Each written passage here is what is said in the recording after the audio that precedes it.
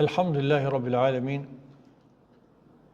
Ar-Rahmanir Rahim, Maliki Yawmiddin, wa ashhadu an la ilaha illa Allah wahdahu la sharika lah, wa ashhadu anna Muhammadan abduhu wa rasuluhu, sallallahu alayhi wa ala alihi wa ashabihi ajma'in. E falenderojmë Allah subhanahu wa ta'ala, Zotin e botëve, mëshiruesin, mëshirëplotin, sunduesin e ditës së gjykimit. Dëshmoj se vetëm Allah meriton të adhurohet dhe dëshmoj se Muhamedi është robi i Allahut dhe i dërguari i tij. Vazhdojmë me shpjegimin e librit Mëkatet e mëdha i autorit Muhammed ibn Abdul Wahhab rahimahullah. Allah mëshiroft. E kemi arritur te bab ma jaa fi dayuth, kapitulli i cili flet për dejuzin. Tash, gjatë shpjegimit të hadithit, e kuptojmë se çka është fjala dejuz. Sot pejgamberi sallallahu alaihi wasallam, thalathatun la yadkhuluna al-janna. 3 persona nuk do të hyjnë në xhenet. El-aaqu li walidayhi, mos respektuesi i prindve, pra ai i cili nuk i respekton prindët e tij, ai nuk do të hyjë në xhenet. Për çfarë arsye? Se respektimi i prindve është obligim. Mos respektimi i prindve është mëkat i madh. Dhe mëkatet e mëdha, kena thonë sa janë pengesë njëri me hi me njëherë në xhenet. Edhe musliman kuft, edhe besimtar nëse është. Pra për mëkatin e madh që e bojnë, meritojnë të dënohen fillimisht me zjarr. Pra fjala nuk do të hyjë në xhenet, sa kena thonë, te mëkatet e mëdha, kur përmendet se nuk do të hyjë në xhenet një person për një mëkat të caktuar, fjala është që nuk do të hyjë në xhenet fillimisht. S'mundet me hi me njëherë në xhenet fillimisht. Po e meriton xhenemin, dëshkimin me xhenem, po kjo nuk e pengon që ai përfundimisht me konë xhenet. Së është besimtar. Tash njëri që është besimtar, mirë po nuk i respekton prindët e tij, nuk do të hyjë në xhenet fillimisht. Pra meriton dënimin me zjarr. I dyti thot e dejuzi. Dejuz, të na kjo shprehje është përbërë, domethënë të më shumë të dinë këtë shprehje që është dejuz. Dejuz është njëri i cili nuk ka xhelozi për familjen e tij. Sikur që shpjegon edhe pejgamberi alayhis salam, pra dejuzi është ai njeri që nuk e ka der kush hin në shtëpinë, kush hin familjen e tij, te gruaja, te nona, te motra, te vajza. Kjo është nga gjunat e mëdha. Kjo është prej mëkateve të mëdha. Njeri do të ketë xhelozi për familjen e tij. Bele Ibn al-Qayyim rahimahullah kur flet për xhelozin, sot është baza e fesë. Sot nuk ka fe ai njeri që nuk ka xhelozi. Nga se rujtja e moralit dhe nderit është prej feje. E tash si ka mundësi që besimtarit mos ketë xhelozi, pra të mos e shtyn feja e atij që të ketë xhelozi për familjen e tij. Dhe thot se xhelozia e mbron zemrën, se xhelozia është çorçe shpirti, çorçe e zemrës. Sot xhelozia mbron zemrën, pastaj e shtyn zemrën të mbrojë edhe gjymtyrët. Dhe tregon dhe merr shembull thot se xhelozia i përgjason imunitetit të trupit. Njeri kur ka imunitet, çdo sëmundje që i vjen, e shtyn përballë ballafaqohet me to. Edhe ai person që ka xhelozia atij e shtyn mu ballafaqu me të keqen, mos me pranu të keqen. Kur njeri nuk ka xhelozi, pra atëherë keqja për to e ka derën qelë të ai person. Sikur që të njeri që nuk ka imunitet, çdo virus, çdo sëmundje të ai e ka derën qelë. Andaj xhelozia është pjesë e fesë, pjesë e dinit. Kështu që njeri duhet të ketë xhelozi për familjen e tij. Dhe personi i tretë thot wa rajulatun nisa. Thot gruaja që i përgjason burrit. Sfetarisht është ndaluar edhe burri me përgjasu gruas, po edhe gruaja me përgjasu burrit. Nuk po flasim na ka pak në atë aspektin e natyrave të njerëzve. Së është ka njerë e natyrët në një moshkull ndodh me konë që të ketë një zonë ma të hollë, do me thonë, ose një sjellje, ose një tecën, ose një diçka, edhe pse njeri duhet me i shmong, atë sa ka mundësi gjonave përgjasimit. Ose të një gru që nështë prej natyre zonën i ka ma të vrasht, ose ma trashe, ma i përgjasën ma shumë burrave. Mirë po, s'pa ku njeri me rujt të folin të ti. Nëse zonën nuk punë ndryshon, atër të folinit me pos kujdes. Se kjo është një fushë shumë e rëndësishme, qoftë në lëvizje, qoftë në të folun, qoftë në veshje. Që një ndalume për moshkujt veshjet e femrave, për femra veshjet e moshkujve. Se gjithë cili, ose se cila gjini e ka natyrën e vetë. Mirë po në veçantin këtë hadith, pra, është përmend se nuk do t'hyn në xhenet ajo gru e cila i përgjasën burrave. Ka gra kanë mundohen me lujtë rolin e burrave. Është diçka tjetër, ai kuptimi pozitiv i fjalës burrni, që kanë ka gra që janë burrnore, janë të ndershme, janë domethënë gra të cilat nuk të korritin, nuk të bëjnë hol. Ajo kur e kërkon nevoja dhe puna, ajo shkret diçka tjetër. Mirë, po na po flasim për një dukuri tjetër. Një dukuri tjetër të cilat aty ku nuk duhet ose mirë përgjithshme, pa ndalohet që gruaja të përgjithson burrit ose burrave. Kapitullin e radhës autori flet për dhulmul mar'a, pa drejtësinë ndaj gruas, ndaj bashkëshortes. Në veçanti autori, meqense çdo lloj padrejtësie është ndaluar, mirë po sjell një hadith i cili konkretisht flet për padrejtësinë në mehr, në dhuratën e martesës. Thot pejgamberi sallallahu alaihi wasallam: "Ayyuma rajulin tazawwaja imra'atan 'ala ma qalla min al-mahr aw kathur wa laysa fi nafsihi an yu'addi ilayha haqqaha khada'aha." Thot pejgamberi, çdo burr i cili e marton një grua, pra e merr një grua, qoftë mehri i vogël ose i lartë, në zemrën e tij ose në mendjen e tij e ka si qëllim që mos me jap hakun, me paramendim ai e bën. Sa gole, është pak merr, shumë mirë, po ai e ka njetin mos me jap, me privu pra prej kësaj, prej drejtës saj, pra ja premton, po është merr i vonum që quhet, merr i vonum, edhe nuk është i përcaktuar saktësisht se kur i japet tek kjo, dhe çka ky qëllimisht pra e ka njetin mos me avon. Atër thot e ka mashtru, khada'aha, e ka mashtru thot atë gru. Mirë po cila është pasoja? Felem yu'addi ilayha haqqaha, pra e ka tradhtu, e ka mashtru, se ka jap hakun e saj. Mirë po ditën e gjykimit, laqiya Allaha yawm al-qiyamati wa huwa zanin. E takon Allahun ditën e gjykimit, domethënë si zinaçar, Allahu na ruaj. Dhe shpjegimi i hadithit është jo që ka bë ky zina, mirë për ka mëkatin e zinaçarit për shkak të tradhtisë që ka bë. Ky ka tradhtu, ky qëllim, tjetër që nështë njerit nuk e premton si vjen mundësia, ose i ngushtohen çështjet e rrezikut ose tjetës ose rrethonat e mundet me ndodhë çdo gjë. Mirë po me paramendu ose me post në ndërmend njeriu që mos më avon qëllimisht, atëherë këtu është ai mashtrimi dhe kjo është pra prej gjunave të mëdha, se realisht ne dim që zinaçari ka gjuna të madhe, nuk është gjuna e vogël, ai është prej gjunave më të mëdha. Pastaj autori në vazhdim flet për një mëkat tjetër, thot babul ishara bisilahi ala wajhi al-la'ib. Thot ndalimi i drejtimit të armës drejt tjetrit, qoftë edhe për shaka.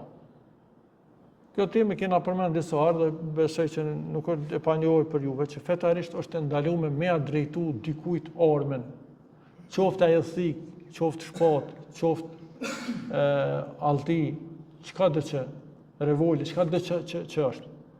Është e ndaluar, qoftë edhe zbrasnë se është, qoftë edhe për hajgare, çdo formë është ndaluar. Sot pejgamberi sallallahu alaihi wasallam, la yushiranna ahadukum ila akhihi bis-silah. Askush nga ju thot të mos ja drejtoj vllaut të tij armën. fa innahu la yadri la'alla ash-shaytana yanza'u fi yadihi, sepse ai nuk e din që ndoshta shejtani ja shtyn dorën e tij. Fa yaqa'u fi hufratin min an-nar. Atëherë do të bjen në një humner ose një grop të zjarrit. Kërcen me zjarr. Nështë se ki qëllim me godit ose me rase. Po si të bësh hajgare, ose aksidentalisht pra, e shtyp, ose bën hajgare me thik dhe mrapa, ose në zandora diku, ose Allah në rujt, të nej kapën diçka fjallë, hajt hajgare, hajt shtuat diçka dhe, nëzit shejtoni nej mos pajtim me synë dhe vjen deri taj. Kështu që çdo formë mundet me shfrytzu shejtani. Kështu që në asnjë situatë, pra nuk lejohet që njeriu të drejtohet orma qofteve edhe për hajgare. Vazhdon hadithi tjetër, sot pejgamberi sallallahu alajhi wasallam, men ashara ila akhihi bi hadida, fa inna al-malaikata tal'anuhu hatta yaruddaha wa in kana akhahu min abihi wa ummihi. Sot kush ja drejton vëllaut të tij armën, me të vërtet me lajke thot e mallkojnë derisa ta ul dorën.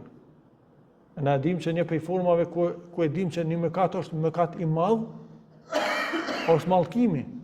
Po tregon pejgamberi që ky njeri e mallkon Allahun derisa të ul armën.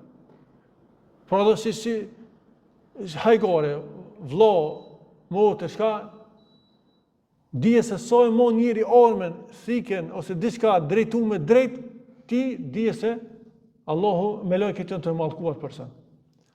Wa in kana akhahu min abihi wa ummihi, edhe nëse është vllai i tij nga baba dhe nana. A dhe se dikush thot, po ja drejtoj një më të lartit edhe a di mor drejt e problemi, ose më kesh kuptu, po vlla. Ja, heq. As kujt. Dhe realisht këto tekste në argumentojnë dhe në rikujtojnë për sosmerin e shariatit Allahut, që kë shariat është i plot. Allah ka përsos këtë fej. Në më thonë, nuk është me detaj nga jeta qoftë të përhajgare atje që bonë, vetë se ka regula, ose ka ndalesa ka, plus qka Allah dënë me, kjo të regon se çfarë kujdesi madh është në rujtjen e jetëve të njerëzve. Që kjo është bile më aron, mirë po edhe më pak se kjo. Ndalohet me friksu, ne dim që ndalohet me friksu vllon. Me tut, çfarë do forme? E ka një prej formave që njerë tutën edhe am tutesh, ose si hajgare me armë me. Ne dim shpeshherë që ndoshta edhe i hjek plumat, po mund të me metë në një aty ose sa ju ka ndodhur njerëzve. Ka menduar që s'ka asnjë. Kur ka shkrip, e ka po çop plumin. Andaj Allah subhanahu wa taala gjitha këto gjëra që ka ndaluar për të mirën tonë, për me na rujt fen tonë, për me na rujt jetën tonë, për me na rujt derin tonë, për me na rujt pasurinë tonë. Këto ndalesat kur i sheh, domethënë janë për këto arsye. Pastaj vazhdon hadithi tjetër, ku i dërguari sallallahu alaihi wasallam neha Rasulullah sallallahu alaihi wasallam an ta'ati as-sayfi maslula. Ka ndaluar i dërguari sallallahu alaihi wasallam që t'i dorëzohet tjetrit shpata e zhveshur, por jo në kallëf. Po as mos më jadon pa kallëf. Që aksidentalisht të e morë, të ja dorëzon njëri tjetrit, mundet me u prej. Hadithi tjetër, sot që i dërguari sallallahu alaihi wasallam kaloi pranë një populli ose disa njerëzve, merra ala qaumin, ka kaluar pranë disa njerëzve, yata'atawna as-sayfa maslulan. Ato ja dhon shpatën njëri tjetrit jashtë kallëfit. Çka thot pejgamberi sallallahu alaihi wasallam? La'ana Allahu man fa'ala hadha. Allahu e ka mallku kush e bën këtë vepër. E ka mallku. Aw laysa qad nahaytu anhu. Ai nuk e kam ndaluar për kësaj. Pejgamberi domethënë flet osh për këtu, se ka ndalu ma herët, e ka ndi dispozitën ma herët. Ata e kom ndalu të ma herët, a nuk kom ndalu nga kjo ma herët. Pastaj ka thonë, idha salla ahadukum sayfahu, fa nadhara ilayhi, thumma arada an yunawilahu akhahu, falyughmilhu thumma yunawilhu iyah. Sot nëse dikush e merr shpatën, do me ksyra, ose një thik, do me një orme, dën me këshyr, që të merr këshyr kur dën me akthy me ja dhon vllot të tij, le të shtin prap ka lëshë le të jap. Son, kjo tregon se me ormë hajgore nuk ka. Duhet kujdes shumë i madh. Andaj, edhe njëherë, mos kujdesin këtë aspekt, ose drejtimi i armes, ose dorëzimi, dhonja dhe pranimi i armes, domethënë në formë të pasigurt, është prej gjunove, Edhe nëse nuk ndodh kurrë, edhe nëse nuk ndodh kurrë, konsiderohet prej mëkateve të mëdha. Në vazhdim kapitullin tjetër, flet autori për el-asabiyya. El-asabiyya është fanatizmi për farefisin. Fanatizëm fisnor, veç pse ka të fisit e mbron me çdo kusht, edhe kur është pa drejt, E kjo fetarisht është ndaluar. Se pejgamberi më ka mësuar thotë, ndihmoj vllahun tën kur i bëhet pa drejt dhe kur bën pa drejt. Në kanë dhalimin e madhlumen, sa një Rasulullah kur është tu i bë pa drejt po i bëhet një pa drejt vllahut tën, i del kraha, me mbroj drejtën e tij. Po çysh me mbroj tot kur bën pa drejt? Thotë nale. Kur bën pa drejt nale, jo këtu me ndihmu. Pa drejtësisht është një fes i tij ose familja e tij ose prej fanatizmit që ka për familjen edhe për fisin, veçanti fisë që kanë qenë në kalumen, ose tash mundu me u shpreh në kuptimin pak më gjon, ose i rajonit vet ose i vendit vet atje, ose është shqiptar, është i komësisë vet atë, se është kjo çre, kjo denimos është e natyrshme, se është një dashuri pak për njerëzit që në vendit tonë, njerëzit që janë ngjashëm, që flasin gjuhën tonë, janë familjarët e tu ose fisë jot ose lagjes tonë, ose fshatit tonë, ose qytetit tonë, është një parafërsie, ndjen njeriu me ta. Mirë, po deri në çat mos me ndihmu kur ai bën një padrejtësi, kur ai bën një shkelje, kjo është e papranueshme. E pejgamberi sa sem për këtë padrejtësi që bëhet ose me ndihmu njerin kur bën padrejtësi, sot men qutila tahta rayatin amiyya, sot kush vdes një bajrak ose flamor e ka thujt të verbër. Se ky fanatizmi sikur një në verbant anaj, se këtyra a ko hak, a s'ko hak. Veç është i jemi, ti dal krah. Sot kush vritet një flamur të verbër, asabiyeten, yad'u asabiyeten, duke thirrur në fanatizëm fisnor, au yansuru asabiyeten, ose duke e përkrahë, duke ndihmu për nga aspekti fisnor, faqatluhu jahiliye. Vdekja e tij dhe vrasja e tij është në formën e xahiliyetit, jo formën islame. E cila është formën islame? Me padrejtësi, po, kur njëri është i drejtë në rrugën e drejtë, të mbrojt vllahun e vet, qoftë kur i bëhet padrejtësi, qoftë kur bën padrejtësi, ajo është. Tu e nol kur bën padrejtësi, këtë rast do të më thonë tu e nol, jo tu e ndihmu, tu e mbështet. A këtu po dritet duke thirr, duke ftuar që mi dal krah, ose duke ndihmu në padrejtësinë që e bën. Hadithi tjetër, thot pejgamberi sallallahu alajhi wasallam, men nasara qaumehu ala ghayri al-haq, kush e ndihmon njerëzit e tij, apo popullin e tij pa të drejtë, kur nuk kanë hak, kur nuk janë hak. Fa huwa kal ba'ir alladhi rada fi bi'rin fa huwa yunza'u bi dhanabihi. Sot i përgjason devës e cila ka rënë në bunar, në pus, edhe tenton me nxirr të kopër për bishtit të saj. Ton atë peshk ku mund të nxjerr prej bishtit të saj. Sikur njëri që hyn në këtë fanatizëm fisnor, sikur u hin një rrugë pa kthema, u hin një çarsokak ku e ka vështirë me dal. Sikur atë deve që nuk ka lehtë me dal, e do me nxirr prej bishtit të saj, s'e nxjerr. Andaj kjo në shumë tekste sheriatike ka ardhur paralajmërimi për të se ka qenë shumë e shprehur te arabët. Ata arabët e përmendën për shkak të natyrës, sidomos pejgamberi që është ballafaqur me ta.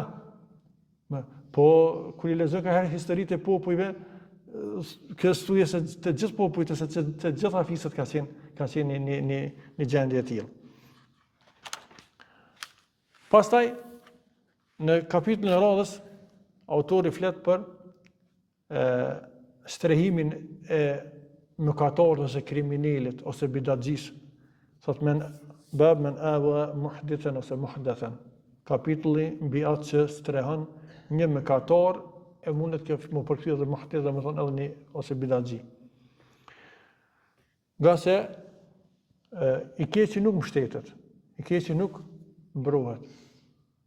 Pra, edhe ai që cili bën bidat nuk mbrohet. Përkundrazi duhet këshillohet, duhet mësohet, duhet paralajmërohet për atë bidat që bën, jo me mbrojt dhe me përkro. Sot pejgamberi sallallahu alajhi wasallam ose siç transmeton Aliu transmeton hadithe, thotë më ka këshilluar i dërguari sallallahu alajhi wasallam me 4 porosi, 4 fjalë. Thotë la'ana Allahu men dhabaha li ghayri Allah. E ka mallku Allahu atë njeri që thirr kurban për dikon tjetër pas Allahut. Se kurbani është adhurim, do t'i kushtohet vetëm Allahut, jo pejgamberëve, jo yjeve, jo evlijave, jo shehlirëve, nuk e meriton kërkosh t'i bëhet ky adhurim, pas Allahut, se është adhurim, për thirrja kurbanit është adhurim. Pra e ka mallku Allahu atë njeri i cili thirr për dikon tjetër pas Allahut subhanahu wa taala. La'ana Allahu man la'ala walidayhi. E ka mallku Allahu atë që i mallkon ose i shon prindët e tij. E kjo mundet me ndodhë dy forma, ose ka njerëz që as pasjellshëm sa që i ofendojnë prind, i shojnë, i nëmin, Allahu na ruaj. Po kjo mund bëhet në formën indirekte, që e dim se ti e shon dikon ja shon prind, edhe tani ti shon ty tut. Edhe ti ke shoh realisht se ti e bësh shkaktar që dikush me ti shohit prind e tu. Pastaj porosia e tretë, la'ana Allahu man awa muhdithan. Allahu e ka mallku atë që strehon, pra një mëkatar ose dy kuptime mund të pasë fjalë, ose një bidatxhi. Dhe e fundit, la'ana Allahu man ghayyara manar al-ard. E ka mallkuar Allahu ato i cili ndryshon shenjat kufizuese të tokës ose që thojmë na mexhat. Ngurtë e mexhave që janë shenja ku janë pronat e njerëzve ose vijat e pronave. Edhe pse kjo është çështje që vjen edhe më vonë. Mirë po, prej këtyne 4 porosive, pra autori ka sjellë në këtë kapitull i cili flet që është prej mëkateve të mëdha, prej gjunave të mëdha, dhe u nis prej mëkatit më të madh në këtë hadith e që është shirku, se nëse thehet rreth kurban për dikon tjetër pas Allahut azza wa jall, në kuptimin e madhërimit, ajo është kufër edhe nxjerr njerin prej feje. Pastaj ka përmend mallkimin atij që i mallkon prindët e vet, se na shpesh herë Allah s'ka urdhën Kur'an. Adhuroni Allahun, respektoni prind. Kryejm të ndalesat, por kujdes nga shirku dhe mos respektimi i prindve, në këtë rast mallkimi, është tonë veçanti lloji i shirkut këtu, therrja në dikon tjetër pas Allahut, dhe në anën tjetër ofendimi ose sharja e prindve. Pastaj mas kësaj është përmend mbrojtja dhe mbështetja e mëkatarëve, kriminalëve ose bidatxhive, e që janë prej mëkateve të mëdha. Pastaj edhe një nga mëkatet e veçanta ku bëhet fesadi i madh, sherrri i madh që shpesh herë nuk mjafton veç që i hihet në hakun në tokën e tjetrit, me po ndodhen edhe deri te vrasja, se mos flasim fjalosje e shkputjet të farefisit e kështu, mirë po edhe deri te vrasja, ndoshta Allah na ruaj. Kapitullin e radhës, realisht në fund libri përfundon në përgjithësi me disa padrejtësi, kështu që lloje të padrejtësive që bëhen, autori kështu ka përmbyll librin. Edhe vazhdim me bab dhulmul yatim ose babu dhulmul yatim. Kapitulli mbi padrejtësinë e jetimit. E që realisht një ndër padrejtësitë më të mëdha që bëhen në mesin e njerëzve është bëhen nga kujdestarët e jetimave. Njerëz të cilët kanë marrë në pekujdesje, kanë mbet jetimar të vëllaut ose dikujt familjarëve dhe ju hinë në hak atyre. Nuk është qëllimi me shpenzu për ta, por për nevojat që i kanë, se nëse janë jetima dhe kanë pasuni të babës, kanë pasuni që kanë trashëguar dhe shfrytëzohet ajo pasuni në edukimin e tyre, në shkollimin e tyre, në jetën e tyre, në ushqimin e tyre. Ne dim që më mirë është ai që është kujdestar me prej parave të veta me i majt, po s'ka mundësi edhe prej parave tyne kjo lejohet, po qëllimi është jo ky me i keq përdor dhe me i përvetësu. Alayhim salam. Fillimisht autori ka sjell ajetin kuranor: Innal ladhina ya'kuluna amwal al-yatama dhulman inma ya'kuluna fi butunihim nara wa sayaslawna sa'ira. Sot Allah azza wa jall me të vërtetë ata të cilët e han mallin e jetimave, pra ushqehen me pasurinë e jetimave, pa drejtësisht, innama ya'kuluna fi butunihim nara. Ata në zemrat e tyre futin vetëm zjarr. Ata janë të hungër zjarr. Nuk janë të hungër pa mall, pasuni, po janë të hungër zjarr realisht. Wa sayaslawna sa'ira, dhe do të hidhen në zjarr përvlus. Zjarri i cili është të ndez fort. Andaj, kjo është formë shumë kërcënuese. Po ashtu, autori ka sjell hadithin e njohur ku pejgamberi sa thotë ishteni busabal mubiqat, largoni nga 7 mëkate të shkatërruese. Dhe masi që përmenet shirku, përmenet ceri, përmenet vrasja, përmenet këto komata, interesi, ose kreditet që merren, për i mëkateve më të mëdha, Allah pejgamberi sa më ka përmend mollën e jetimit, me hungër mollën e jetimit. Nëse vazhdon edhe me mëkati i 6 është ikja nga betejë ose nga fronti i luftës, dhe mëkati i 7 është me shpirt ndaj besimtarëve të ndershme, që janë besimtarë të mira. Sido që tjetë hadith është përmend prej 7 mëkate ose mesin e 7 mëkateve shkatërruese, edhe me përvetësu dhe me hungër mollën e jetimit.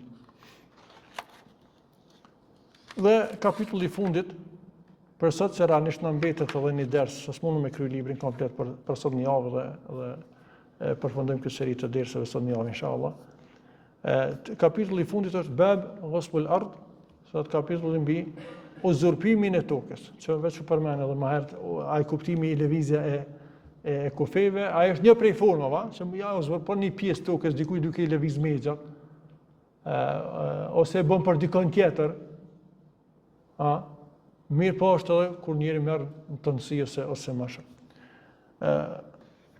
Hadithin e transmeton Said ibn Zaid, një nga 10 përgëzuar me xhenet, ai i cili thotë se ka dëgjuar të dërguarin sa duke thonë men iqtata shibran min al-ardi dhulman tawaqahu Allahu iyyahu yawm al-qiyamati min 7 aradin.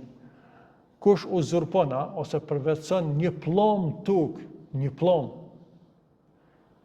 pa drejtësisht, Allahu do t'ja ngarkon atë ditën e gjykimit 7 pala. 7 palë. Ti në këtë dunjë e merr një pllom, ki me shfrytzu 20-30 cm ose hajde edhe diçka më shumë sa.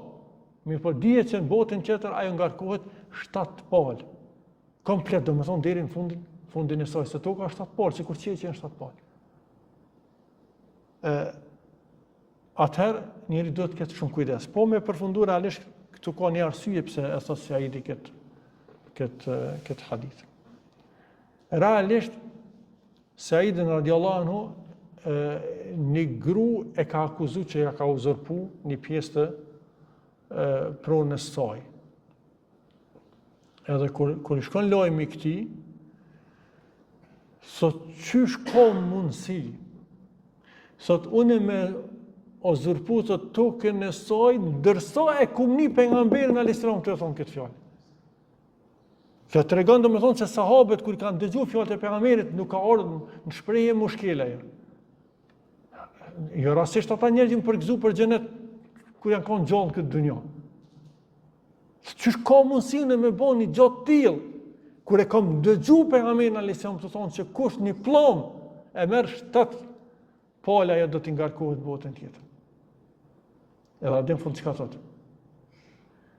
Thot nëse nuk ka çysh po thot ajo.